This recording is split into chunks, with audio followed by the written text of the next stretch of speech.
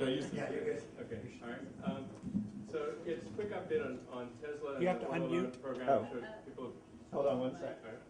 Oh, wait, Yeah. mute. Yeah. Hello? Yeah, all right. So I'm sure people have been reading about the auto loan bailout and all that sort of stuff. So it's kind of a travesty at what's going on, although I don't think it's going to last too long into the Obama administration. There was a $25 billion loan program that Congress approved to fund development of energy-efficient vehicles, essentially to wean ourselves off oil. And ironically, the big three then came to Washington and said, no, give us that money for our day-to-day operations building gas guzzlers, which is obviously a sort of a version of the intent.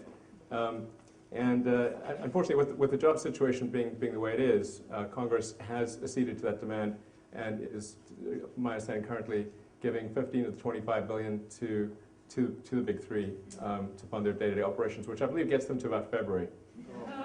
I'm not kidding. It's not even an exaggeration. Although the Speaker, Speaker Pelosi, has also said that as soon as the new administration comes in, they're going to replenish that fund. So I think it'll be okay. But certainly, if you have the opportunity to express to anyone in DC or in the press the importance of developing clean energy vehicles, please take the opportunity to do so. And in the case of Tesla, Tesla actually is not applying for any bailout funds, although some of the press have mistaken that. What Tesla has done is applied for funding to develop lower-cost mass-market vehicles, and it's essentially the exact intent of the legislation. And so hopefully there's still some money left over to actually do that after the big three have taken what they will take.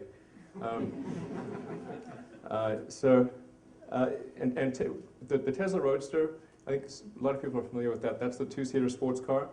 In fact, my car, which is production unit 1, is parked outside. If anyone's curious to see it, there's also a Tesla Sales and Service Center on Santa Monica Boulevard. So if you want to pop in and take a look at the car at that time, you're also welcome to do so. We're about to deliver our 100th production Tesla next week. And that's, interestingly enough, our 100th customer is Sam Perry. If anybody watched when Obama won and Oprah was crying on some guy's shoulder,